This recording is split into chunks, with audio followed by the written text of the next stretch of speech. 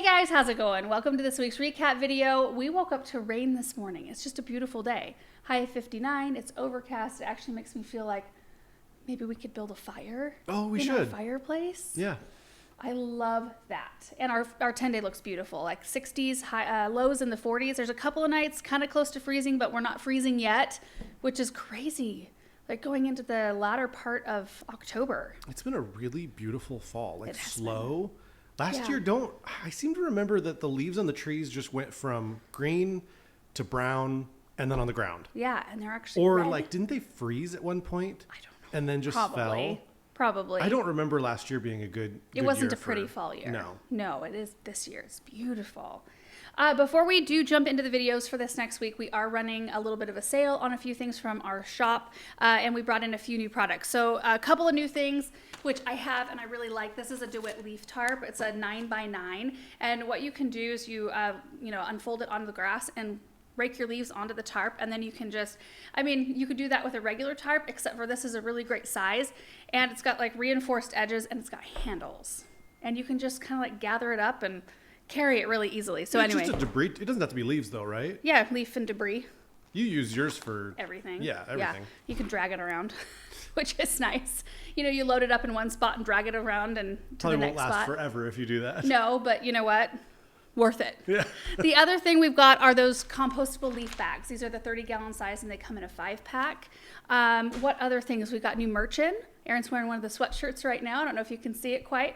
But 10% off, right? Yeah, 10% off all this stuff, 5-day sale. And then we've also got our dram watering cans are back in stock. That's the funniest thing, that we can't keep those in stock. They're the best, that's why. Like, I use them in here. In fact, here's what I do. Oh, this is full of water. This is full of water. So I have this big old honking thing. It's the 3-gallon size watering can. I take this outside because we don't have live water in here, and I fill it up outside, and then I set it right here, and I fill this up multiple times from this, because I don't want to go in and out of the studio, Sure. to fill this up. But if I have a larger can, I can fill this one up, and it's so nice because it's not heavy, and I'm like really used to how the water comes out. You know how you get like, yeah, you get a sure. specific tool, you get used to the flow, you get used to how you have to handle it. And so I've got one of these upstairs in our house, downstairs in our house, in the Hartley, and in here. I like them. 10% off through the 24th. That's Thursday. That's a 5-day sale, gardenanswer.com. Okay, let's jump into the videos from this past week. The first one was installing the centerpiece evergreen behind the new waterfall. Oh, it's such a glorious tree. It's positioned so incredibly perfect because when we look out a window, like three of our windows inside, 2 of our windows inside, they line up perfectly with the side of the Hartley where the walkway goes from the house to the pond area, and you see that evergreen like right in between there. It's amazing that Brian saw that. I didn't see that. That was the view from the house. Well, here's the thing. I did not have the sundial garden in when we were initially talking about putting the waterfall in line with the Hartley doors, because we wanted it to be like a flow. You wanted to be able to walk from one area to the next, or be able to see something to where it drew you forward. And then when he got here, he's like, you put a sundial garden in here, which looks awesome, but it is going to like kind of block line of sight from the Hartley. So what if we moved the pathway over here, and that way your entry points won't be so close together. They'll be more spread out, and I love it. Having that, having that vision and being able to change it and shift things, it made the stream longer. Because if we did the waterfall over, it would have been quite a lot shorter, and that really wasn't the plan. So I don't know how. I think he knew all along that it needed to move over. No, he was going to put that second waterfall. The second one was supposed to be the one that was lined up with the Hartley, and then the other one was going to go up. So I think, but everything is lined up so beautifully. Oh.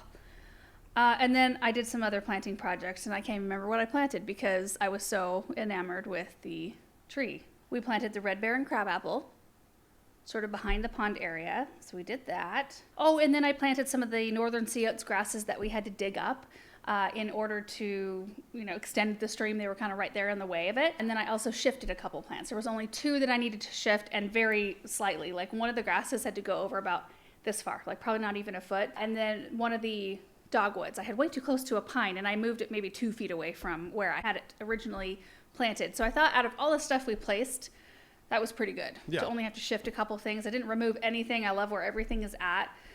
So anyway, that was that day. So Danielle said, love the drone footage. Your place is looking so magical. Thank you. Those trees are so beautiful. Question, will you remove the drip? And if so, how long do you wait for that? I don't think we'll ever remove the drip. Not completely. No, we'll probably, I don't really know.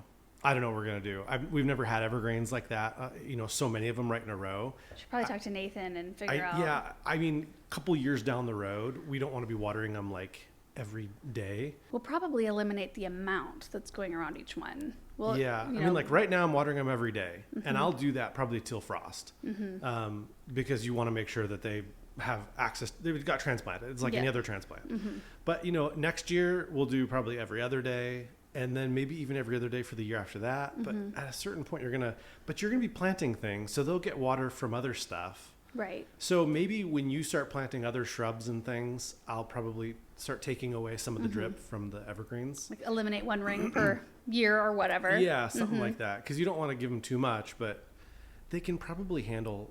I see one thing that I think about is in our area, I'll see people that have evergreens planted in grass. And I'm thinking to myself, that grass is getting water either every day, every 2 days, or probably not every 3 days, but maybe every 3 days if they're watering heavy. Because if you water less frequently than that, you're probably not going to have grass, green grass in our area. So, and those evergreens look great, and they're like old and mature. And so I'm thinking to myself, like, they can handle the moisture, even if they don't maybe love in our it. area. In our area. Yeah. So we'll just have to play it by ear. Yeah. I guess. Ask Nathan and kind of gather up as much information as we can on that. Yeah, you just try to like watch your things and try to adjust. Because if you see something like, oh, I don't think it's liking this much, or I think it needs more, you just try to adjust kind of on the fly. I feel like that's just gardening in general, though. Don't you think?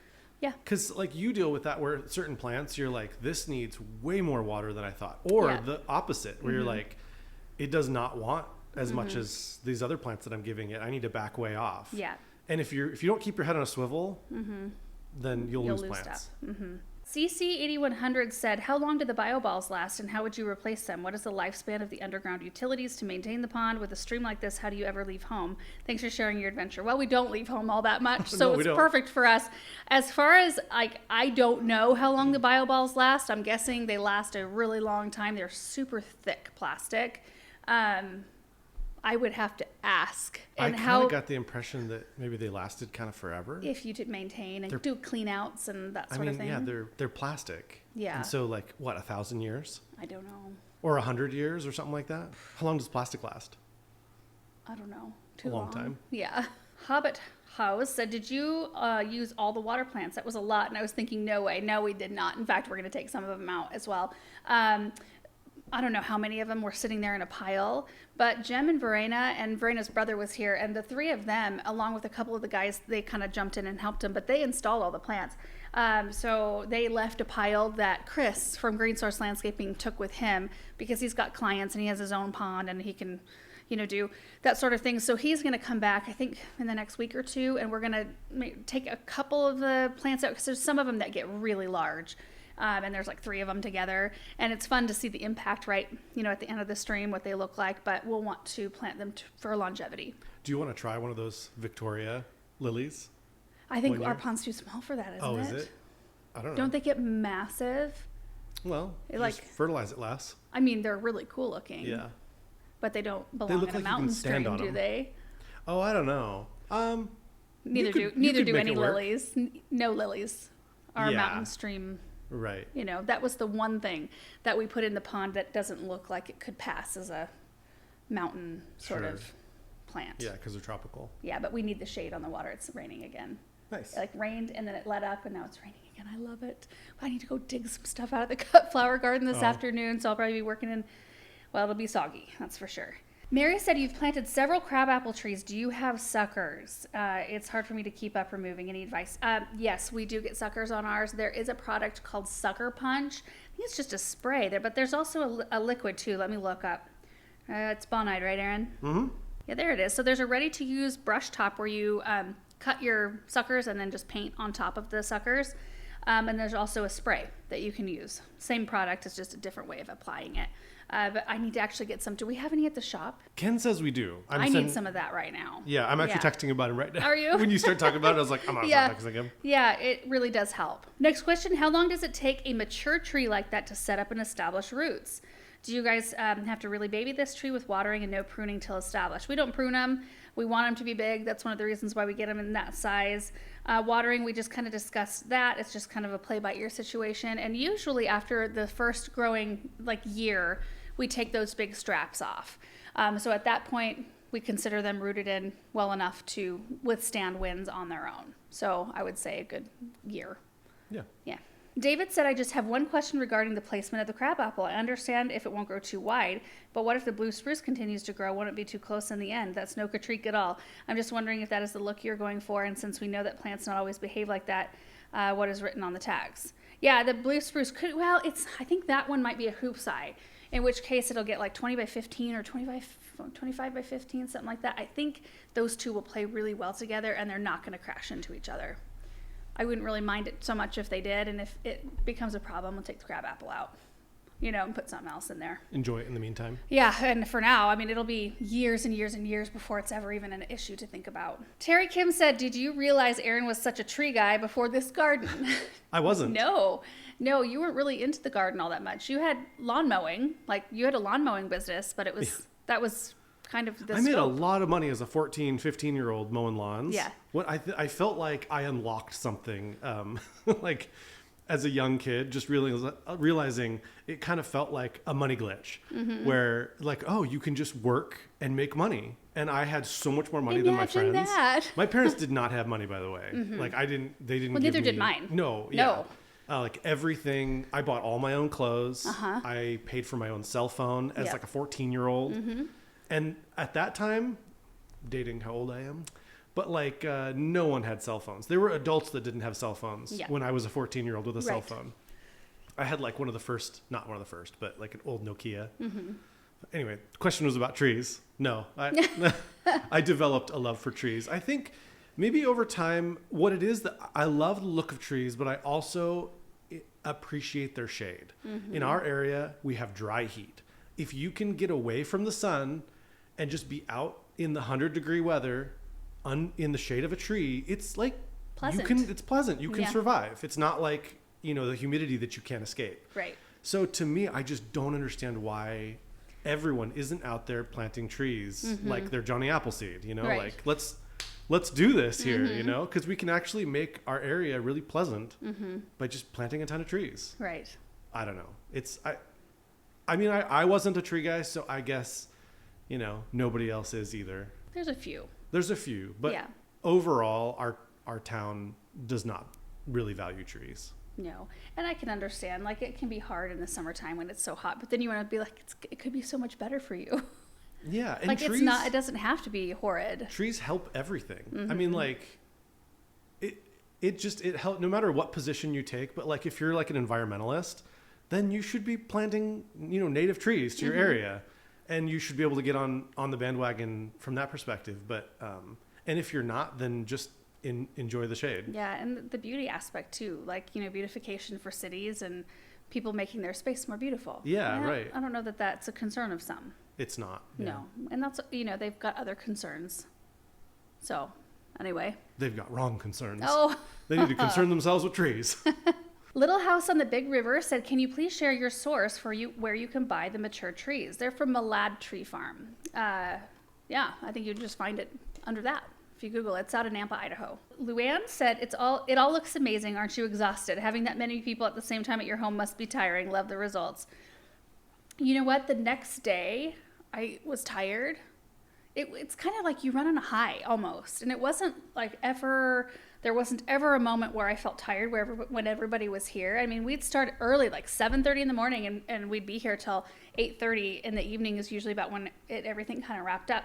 So there were 3 tremendously long days, but I didn't feel like that during the project. But the next day, I think it was Sunday, not everybody, but a lot of people were back here Sunday morning and getting end shots, and we did, some video wrap up and stuff. And then I was out in the high tunnel after everyone left. It was 2:00 in the afternoon. I was trying to water, and I was kind of like trying not to nod off, which is not like me. Yeah. So it must have just hit me at that point, like, whoa, that was a lot, you know? Well, and you have to be on a lot more than anybody else because you're, one, you know, when you have people over to your house, you know, you have to be on because it's like people are at your house. Well, yeah, except for I didn't have to do anything. They just like want to take care of you. You can't go like take a nap or something. Oh no, you know what I mean? Yeah, I'm present. I'm present the whole time. You have to be very present, yeah. and then there's also the aspect of filming the videos and stuff. So like, you got to keep going. I think that's the most stressful part for me is making sure there's so much going on, but making sure I capture everything in an okay way because there's no way I can be in all of the places at all the stages of the project. So I was trying to gauge like what is the most important thing and what details should I be sharing. Like there's so much going on, you know, and I want it to be super worth it for everybody who comes to. Like I want to make sure that I've got like some pretty pictures and that the footage looks good and that I'm capturing things the way that they would want me to capture it. So there's that kind of pressure, but that's the only pressure I feel. There was like no nervousness or stress about how the project was going to turn out. Yeah. I knew it was going to be awesome. There was no, I don't know. Overall, hopefully it was worth it for everybody that came. From what I'm hearing, yes, which is great. Yeah. Worth it for us. We got a pond out of the deal. Oh my gosh, and it's awesome. Okay, next video was planting my parents' pots up for fall. And that was kind of a nice break, being away from here for just an afternoon, working on somebody else's stuff. And also it was like a little way of thanking my mom too for being here during the pond build. She took off 3.5 days of work to be here with the kids, and Benjamin was like not around any of us. He was around a couple of the girls that came to help organize everything. He hung out with them most of the time. Yeah. And he was just here and there, like with everybody. And so my mom was like, I don't even see Benjamin the whole day. So she basically was Samantha, just making sure that everything was good with her. So it was kind of nice just to go out and be like, let me plant up your pots. I've got extra boxwoods. I'll bring out pansies and let me just do it for you. I did order her another surprise. It's supposed to be here tomorrow. Oh. So I can give that to her. And it's always fun to do projects out there either way. Although when I walked in their house, I looked at the couch. You want to take a nap? Like, oh, it's the only couch I can sleep on in all of the land. Like I can nap on that couch, and that's the only time I can nap ever. Yeah. Ben Yun, that's a really long name. There said, will these pansies survive your winter and bloom in spring again? Oftentimes they do. It just depends on the winter. If it's anything like our fall has been, then we can expect them to. Usually by spring though, we're kind of craving different colors, like more pastels and like, you know, blues and pinks and purples, things like that. So it's possible that we could swap them out, but a lot of times they will survive. Cindy said, I have winter squash that is not ripe yet. I live in zone 6A. We have already had a freeze. I covered my winter squash, but the leaves still froze. The squash looks good still. Question, when do I stop watering my winter squash that is still growing? Thank you for any suggestions. The one that has the leaves all frozen, just get those things harvested. They're not going to feed those squash very much. I mean, yeah, that's what I would do. If you've got some that are still growing, still have nice looking leaves, you can leave them out a little bit if you want to, but typically I like to get them harvested before a hard freeze takes their leaves. Brenda said, what did your dad do to get rid of the voles so they won't come back? Did he didn't trap them?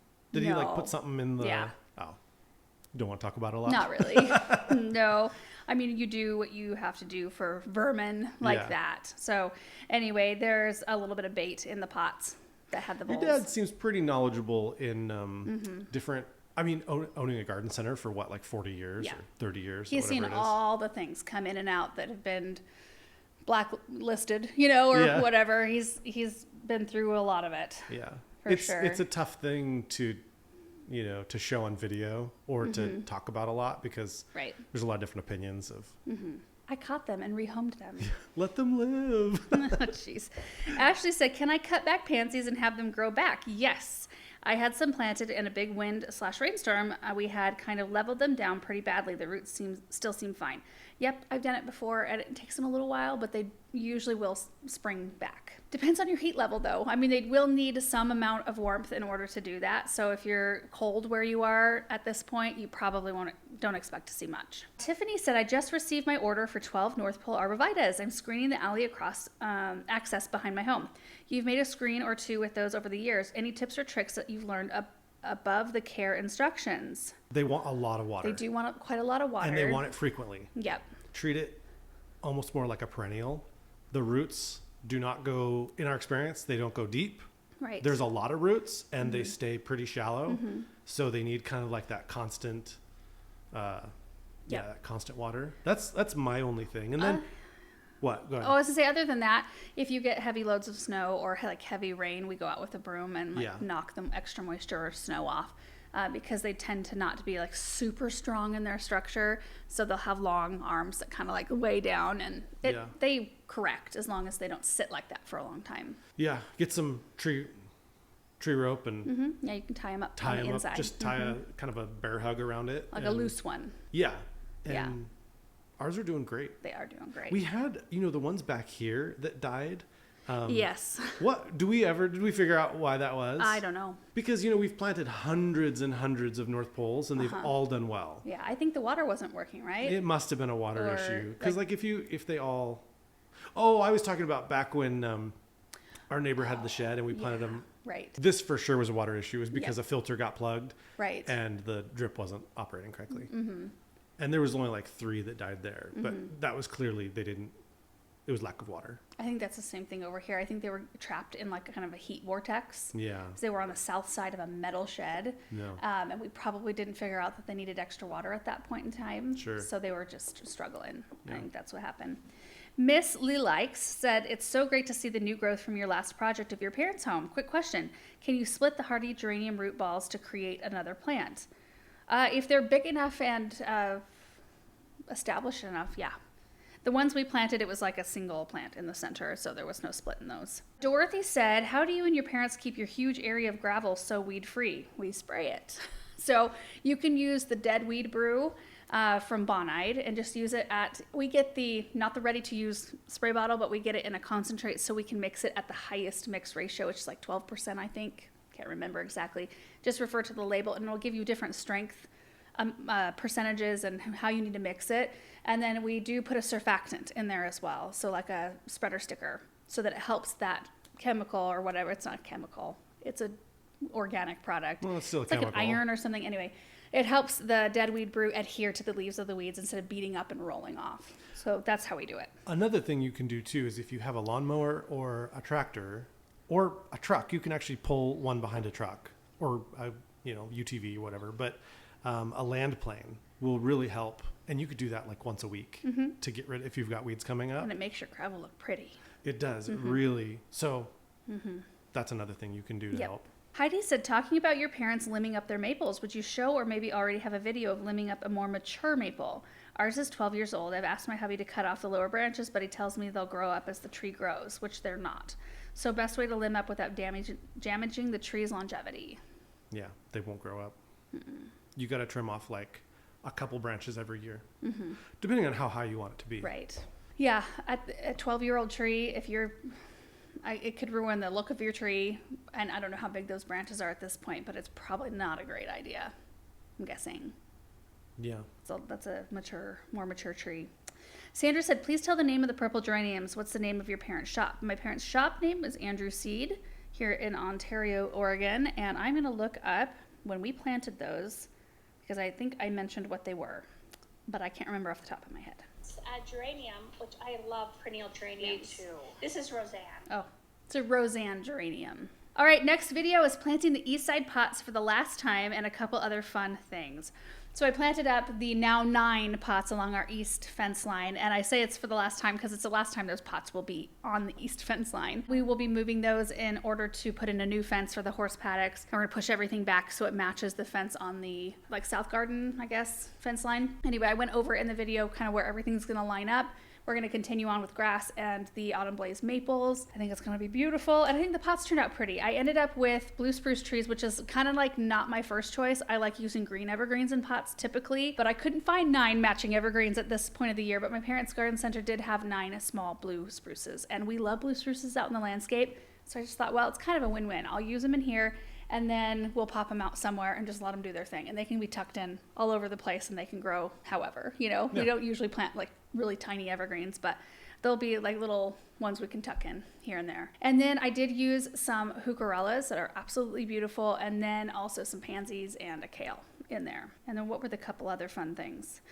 I got those fish from Peggy. Yeah. And we placed them by the pond, and they look really fun over there. And then also I shared with you a Salish October wedding dahlia. I saw the guy commented that makes those fish. Oh, he did? On the YouTube video. Oh, nice. Yeah. Yeah. Was it Jesse Meyer? That sounds right. Yeah, Studios. Yeah. I think it might be his. I showed his website and like logo in the video. Anyway, Amelia said, we have our first freeze coming up, 27 degrees. Ooh, a hard freeze too. How soon do I need to dig up the dahlias? You can let them go through the hard freeze, let the tops die down. It makes them easier to clean up, and then dig the tubers after that. Jen said, who won the large pot annual challenge? You or Aaron? Everything looked amazing. I think I won, right? Nobody ever voted. I think that's what it was. So well, everybody voted. Who was the panel? You? I'm pretty sure I tallied everything up, and after all the votes. Yeah. For which pot? Well, 1 was good, 3, and 5, and 7, and 9. You know what? You can have the title. That one Super Tunia pot was kind of interesting to watch.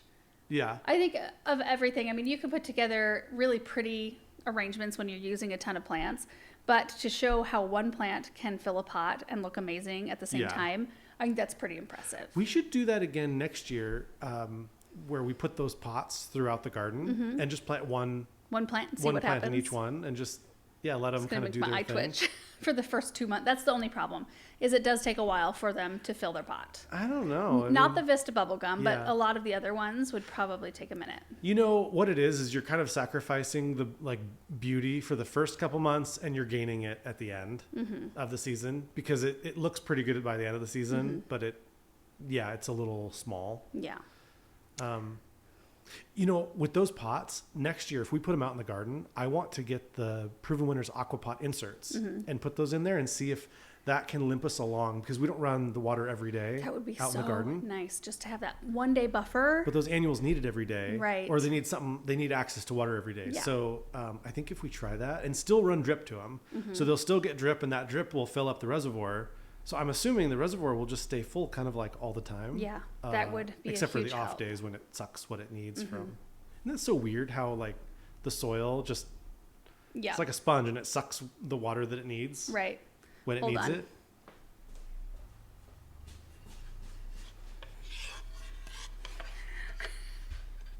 There you go, Aaron.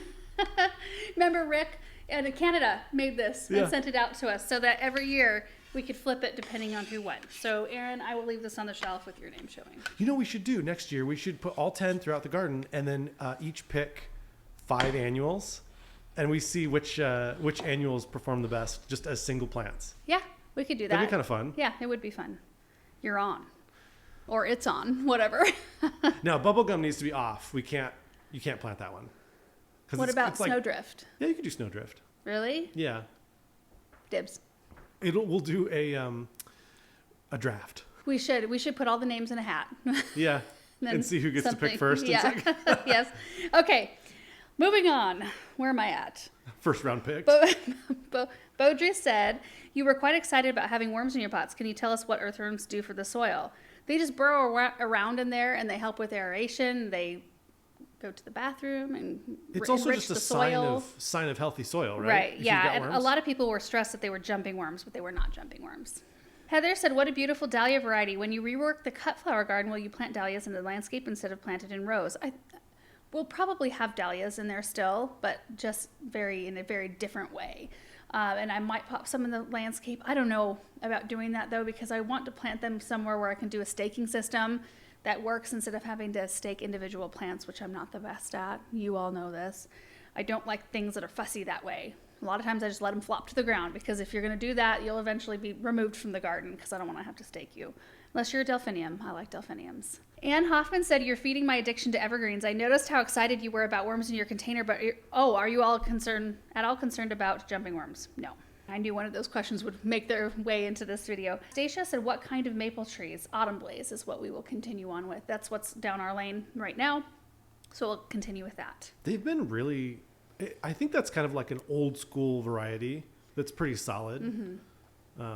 I'm really happy with ours, honestly. Yeah, very. Proud Mama said, Laura, do you have to deadhead your phlox? Also loved watching all the Dreamstream videos that the designers put out on their channels. Yes, you guys should go check them all out. Like, you can find all of their socials linked below those videos, and you can go see they've released, I think most of them have released their version of the project, and it's so much fun.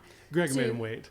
To release. Yeah. I think last year was a little more of a free-for-all. Yeah. And then this year they were like... I think we posted, and then he posted, and then everybody else posted, I think. In the end, it doesn't really matter. It's just fun to see everybody's different take on it. Everybody has different angles of stuff, and I think it makes it more of a whole. It feels like more of a whole thing. Do you have to deadhead your phlox?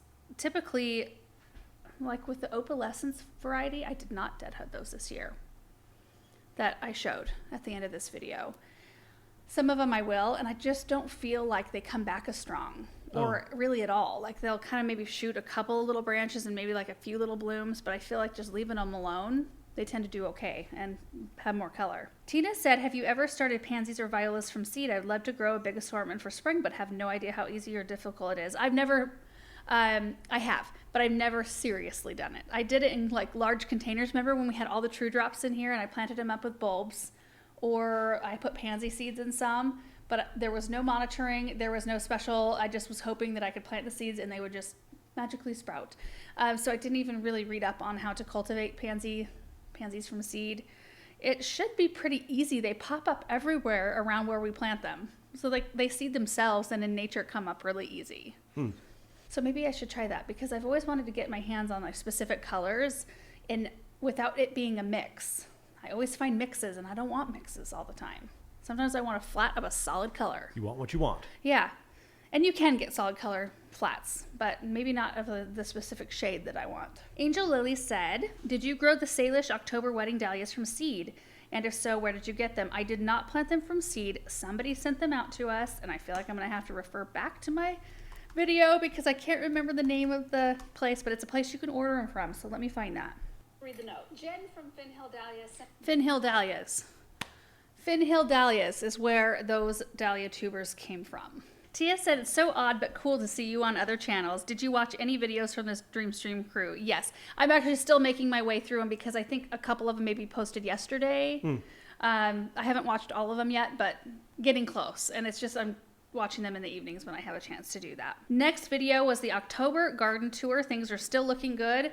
We just decided to get out and, well, the getting was good, and show you how things were looking, especially because we're about ready to switch everything over in the cut flower gardens. It's kind of a last look at how things are. In fact, I'm going to work out there this afternoon, removing some stuff. The whole rose garden is gone. It's gone. Like, all the roses are planted somewhere else and or here. I only ended up digging a few. We've got to move the big pots out, but a lot of it's done. I wonder how many people knew when we started that project. They were like, they're not going to keep that. I don't know. I mean, part of me, like, I drive around it now and I'm like, part of me really loves it still because of the free nature of it, but it just does not look good for so much of the year. It's not worth it to keep the free nature of it. It's like, no, we need to have some winter structure. It needs to have trees. We need to have that. And I think it will help bolster the background too, in terms of like creating more of a block to the homes.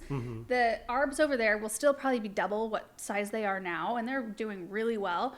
And those will do a really good job masking the homes. But I think having another layer, a deciduous layer, that will soon, like not soon, but eventually be a nice big canopy, will end up blocking the roof line of the house. And I think that will help tremendously. I just remember being out there and we knew the homes were going in, and I don't begrudge it, or I'm not like, I don't feel negative about it, but I remember when they weren't there yet and I could go out and take beautiful pictures with the sunset. Now that's kind of gone. Like, it's just gone. I can't without a roof line or a house being like really close in the picture.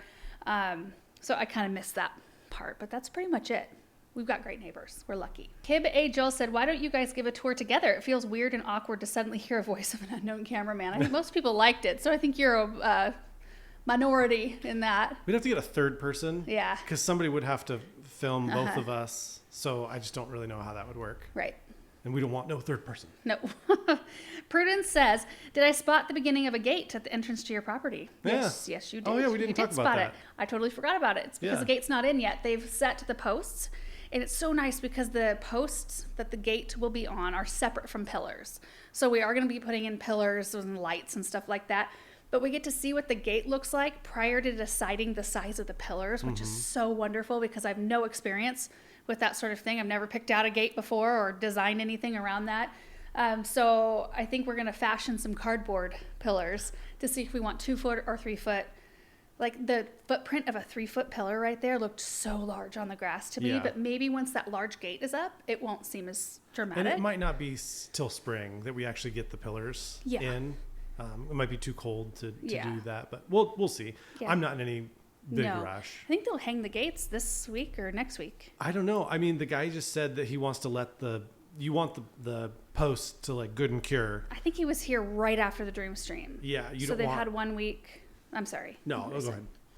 They need to cure. I'm sorry. Yeah. We have 2 different thoughts going on. Yeah, we'll get those hung here pretty quick, and it'll be a code and. There's actually 3 gates going in, and they're all going to be like automatic type gates. Yeah. So I'm excited about that. Very much so. Rachel said, I've heard you say before that a garden should have the colors blue, green, yellow, and red in a space. Which plant of each of these colors is your favorite to put together in a space? Love watching your videos every morning. I'm a beginner gardener, but now I'm the expert in my family thanks to your videos. Thank you for all that you do. I've learned so much. That's awesome. So blue spruce for your blue. I love grasses with a little bit of yellow in them. So like the Miscanthus cabaret or the Calamagrostis avalanche or like an Evergold carex, a Conocloa. I love yellow in grasses. Lemon squeeze pennisetum is a great one. And for green, there's so many green ones. That's easy. Reds, I love 9 barks. 9 barks are awesome. The ginger wine's beautiful. I love smoke bush. I like black lace elderberries, which we consider a red. Japanese maples if it's a shadier spot. Yeah, I mean, I could just go on and on and on about different plants that I love, but it is true how pleasing if you're just going for like a full garden. Because if you have like a design that you're going for that's maybe more formal or specific, you don't need to incorporate all the colors. But if you just want a lush garden. Right, like a moon garden. Yeah. Oftentimes it's shades of green and white. Or like formal gardens. Yeah. A lot of times it's just green on green on green. Yeah. With like sculpted, there's boxwoods or yew or whatever. There's themed gardens for sure. Mr. Lang said, I purchased some Primark 45 blackberry plants per your recommendation based on them being thornless. Mine is incredibly thorny. Did I get the wrong variety? Or did I get my names mixed up? They're supposed to be thornless, so they might have been mismarked, which happens more often than I would like. I'm just verifying that they are thornless. Yeah, it's a thornless Primocane. Mine did not have thorns. So it's possible that the plant was labeled incorrectly. What a bummer. I get rid of them. Don't mess with the thorns. Dig them out and get something that's truly thornless. Crop failure. Yeah. Thomas said, would you say the name of that grass again, the one that looks orange? The one by the pond, the Dream Stream, is a Miscanthus purpurescens, and it's turned like an orangey red for fall. I think that might be the one. Because I don't think did I talk about another grass that was orangey in color? I don't think so. Melanie said, do you deadhead your Superbena? Nope, never have, and never will. Yeah. Sustaina Betty said, another lovely tour. The Spridger boxwoods on the west side looked more yellow than before. Did fall trimming expose past damage, or are they already showing winter browning? I don't know what is wrong with those plants. I am this close to taking all of them out, starting with something different. Approved Winners has a different boxwood. Yeah, but in that quantity, I want to plant something that I know. Because at the beginning, they did great. Yeah. And we should try it. Yeah, in a smaller space. But I was super excited about what they were doing in that space and how they looked. And then I think it just takes years of experience to figure out, maybe this isn't the variety for our area. Yeah. We've struggled with those in particular. Miss Corgi said, will you adjust the drip irrigation around the pond plants or perhaps choose a different top dress to ensure your organic matter and fertilizer doesn't leach into the pond in the future? I can't imagine the amount of fertilizer we use on perennials and evergreens would ever be an issue for the pond.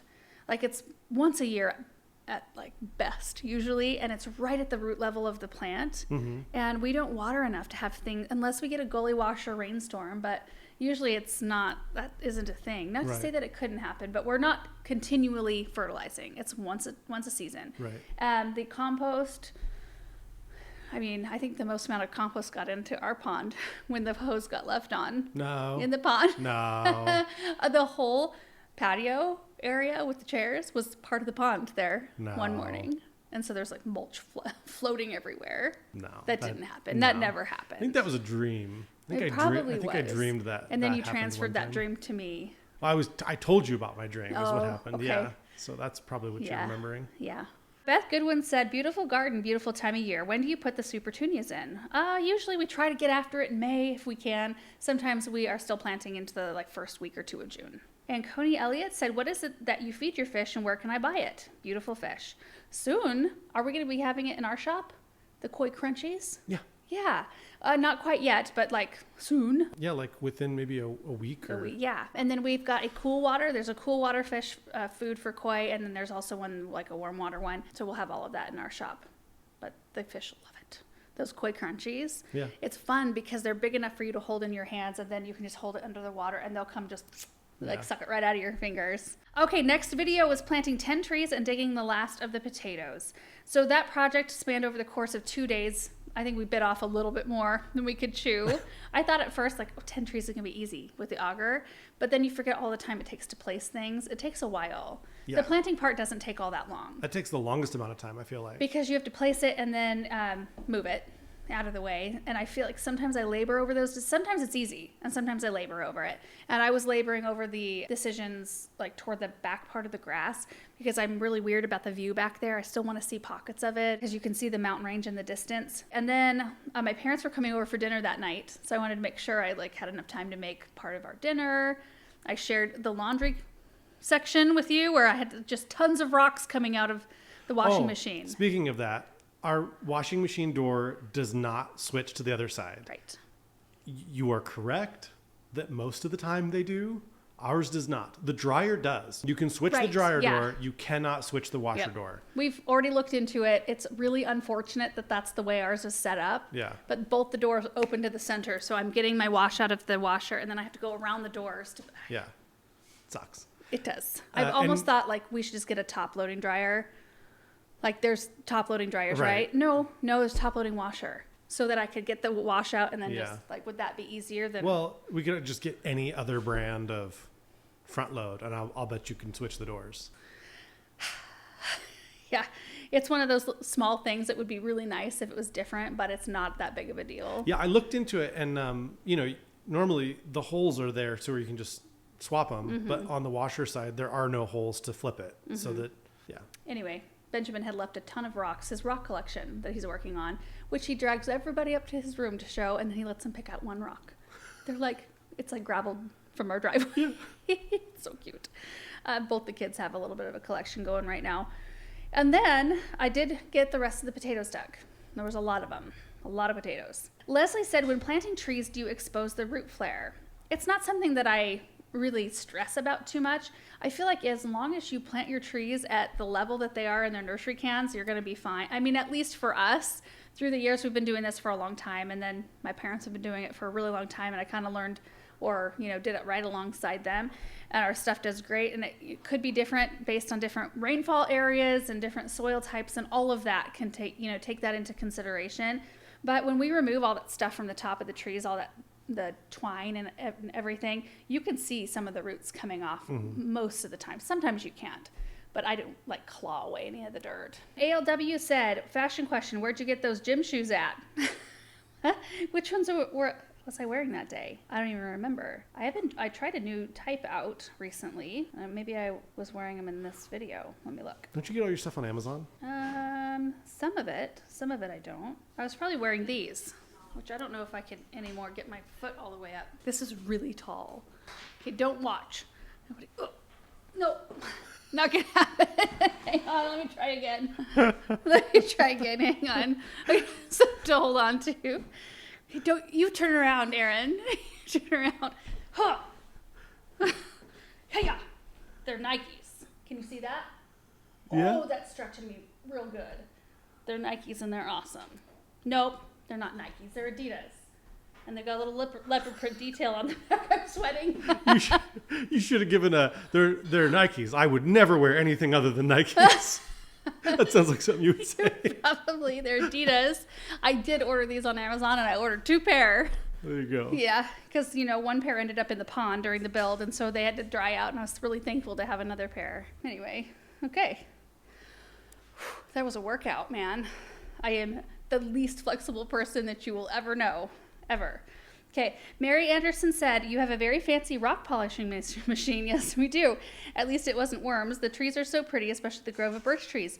Will you stake all of them before the wind comes? We only stake if we see a lean. We staked, so the first tree we planted, that great big tall cedar, it was a little wobbly, like where the trunk went down into the root ball. It was a little wobbly in the root ball itself. So even if we were trying to tip the tree, it was kind of like not being super helpful. So Paul staked it yesterday. So there's a stake keeping it right where we want it to be, and it will harden that way. And then the plum had a tiny, like a fraction of a lean, and we did stake that one. Sometimes after you've watered them and they've had a chance to kind of settle, they might settle a little bit weird. So we'll stake them at that point and then remove the stakes after, we'll remove the stakes maybe after spring of next year. Yeah. Yeah. Z Miskoff said, love the birch tree grouping. How many potato plants produced your haul? Oh boy. Let me take a guess here real quick. I think I had 4 or let's say 5 rows right there together, and there was probably 5 plants, like 25, maybe 30 plants. Let's say 30 plants produced that amount. That's planted in really close quarters. It's between 25 and 30 plants, I would say. Brian and Tammy Olson said tree planting is absolutely the best thing to watch happen. The birch trees in that cluster just gave me the chills. I can envision that 10 years from now, it's going to be amazing. Can I ask what happens if you leave a potato by accident in the ground? Will it rot, or will it actually stay there and grow more potatoes? Well, here it stays there and then it grows more potatoes the next year. So you end up, because it's inevitable, I really claw through that soil and I try to get every last tuber out. But even if you leave a little chunk in there, which it's just really hard to get everything, it will pop up the next year. Wendy Cash said, what happened to plant them high? Maybe looks are deceiving. I think all of them were high except for the birch trees were pretty much at level. Yeah, we could have planted them a little higher, but I think we'll be all right there. I think it'll be fine. Yeah. Judith said, how long did it actually take to position and plant all the trees? To position and plant all the trees. Like 3 hours for all of it? Yeah, it didn't take that long. No, maybe less than that. And it's not hard work. But it's a lot of, so I had a lot of other things going on that day. So a lot of back and forth to the house, making sure the kids are good, stopping. And, we went to the garden center right in the middle of all of it. We positioned everything. And before we... Yeah.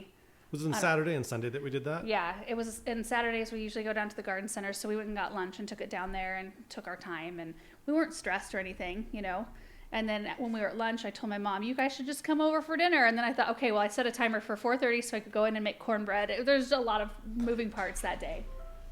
Oh. ALW said, you sure do love yourself some sedums. My question is, what variety of sedum is your favorite one?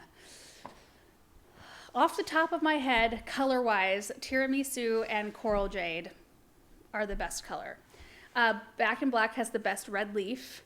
I love autumn joy, just a classic standard. We have a lot of it in our garden. I like lemon jade because it's got a different color bloom. Which one's my favorite, though?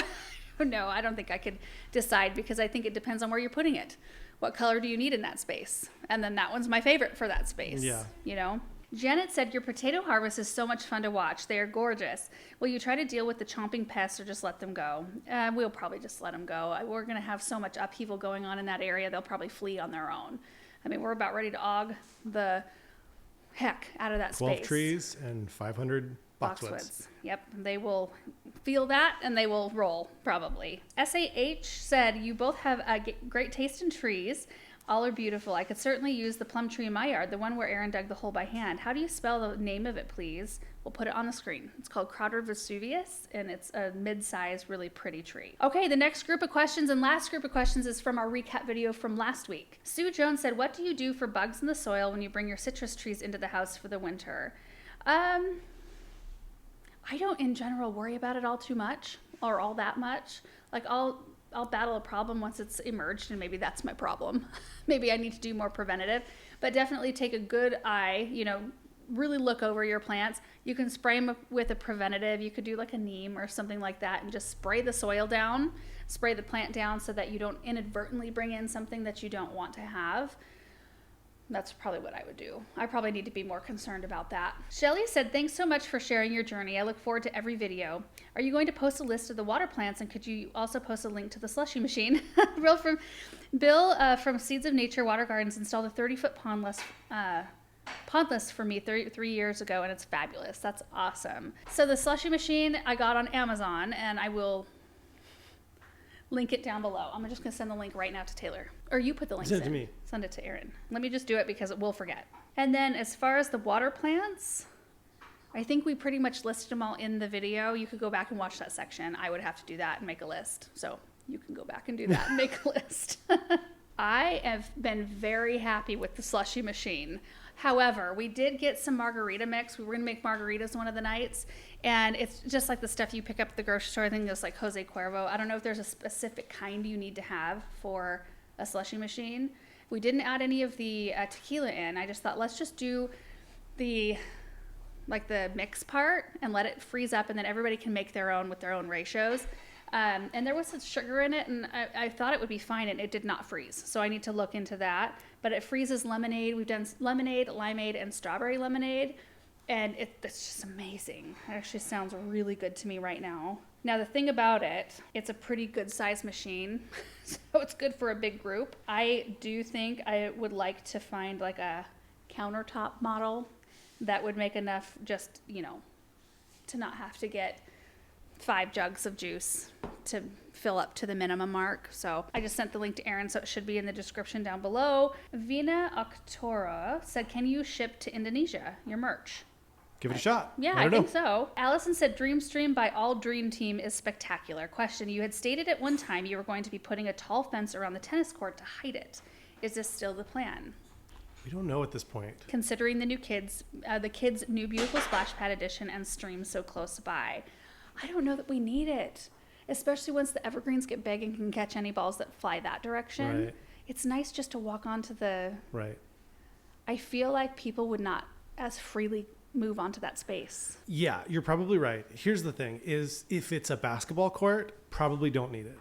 If it's a tennis court, pickleball, absolutely necessary. Pickleball, would that be all right without a fence? Because there'd be quite a lot of space around it, even on that court. Pickleball probably is not as necessary as a tennis court. The balls are different, right? I have a pickleball set. Yeah.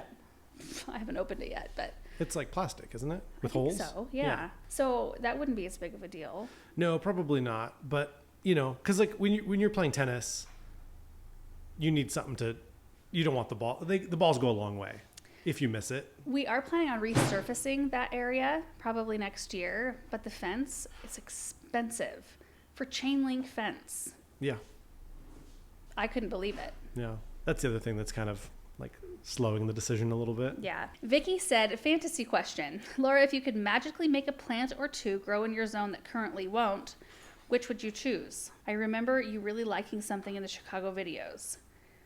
Well, if I could magically make a plant just like do amazing, it would be hostas. And I know that sounds like a boring answer, but I love hostas. And that's what I loved so much in Peggy's garden was the vast amount of hostas and how fresh they looked. Ours just looked like junk by middle of the season. They just do. They get burned and they diminish in size because we have to groom so much of them off. And it's not that they won't grow in our zone. It's just that they don't love the dry heat and the wind. Hear me out. Giant sequoias. Oh, yeah, we could add that to the list. That would be great. That would be really, really cool. Like 150 feet tall. Oh my gosh. Yes. Colin said, comparatively speaking, which project was more exciting for you, Laura, the Hartley or the Pond Dream Stream? And in terms of fun, the Dream Stream for sure. There were too many unknowns because Hartley Hartley comes and installs it. But only the top portion. You need to get a general contractor for the rest of it. Yeah, that's something to keep in mind. The only portion of that building that's Hartley is the glass and the metal above the brick. So Hartley needs to do the same thing that Aquascape does. Because what's great about Aquascape is that they have CACs, so a certified Aquascape contractor. Hartley needs to have certified contractors all around that know what to do. And that's a difficult thing for a lot of people to do. Like, we still love Hartley. Oh, yeah. Like, would recommend it to anybody where it's in your budget. I wouldn't do anything different.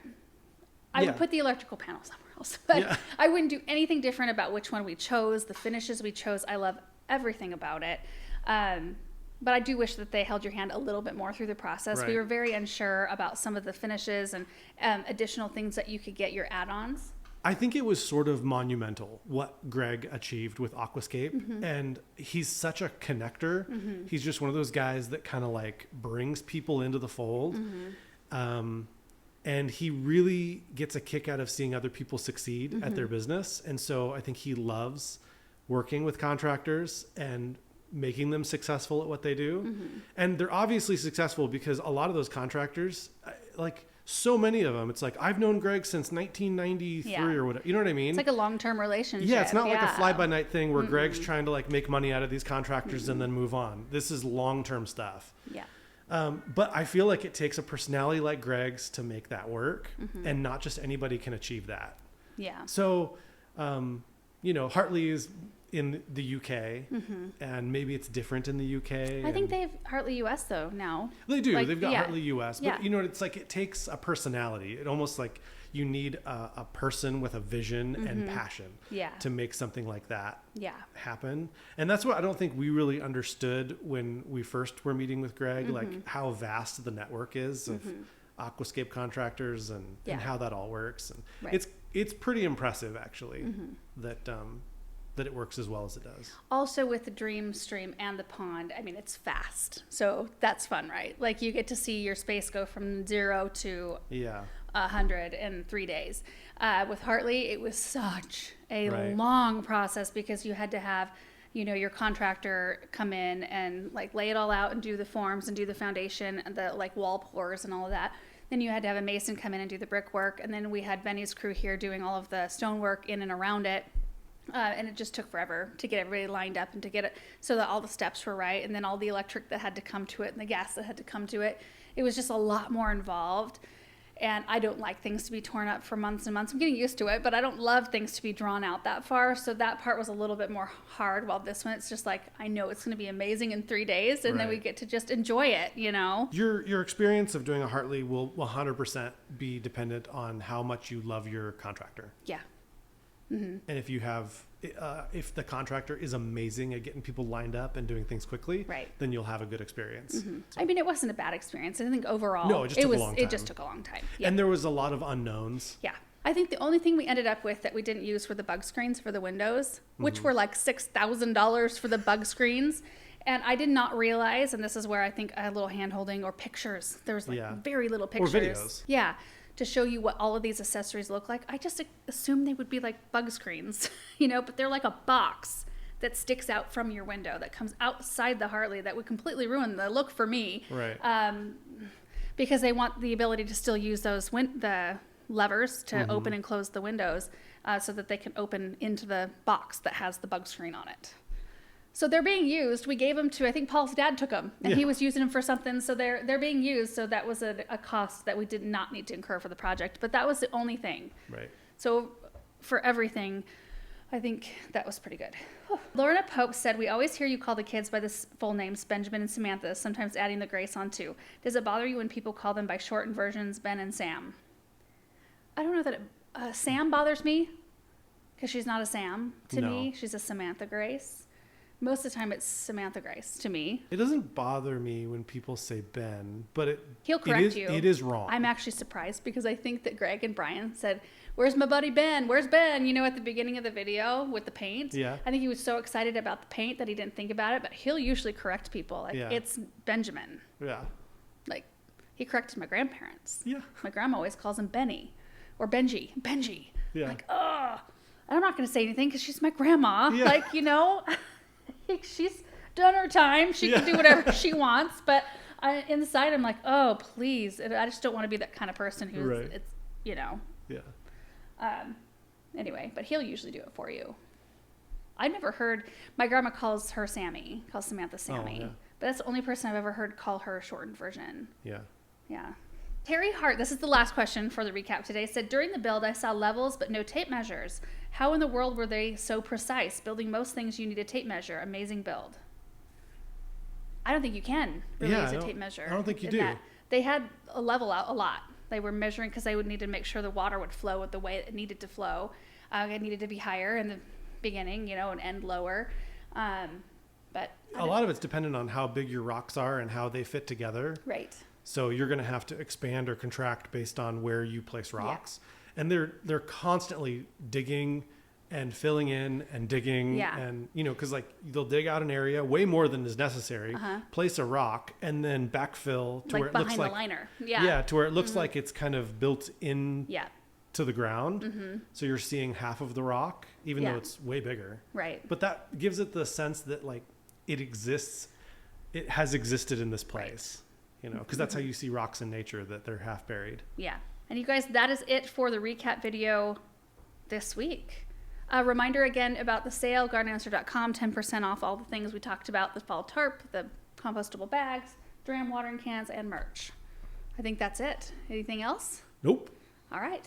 Thank you guys so much for watching this video. I hope you all have a great week, and we will see you in the next one.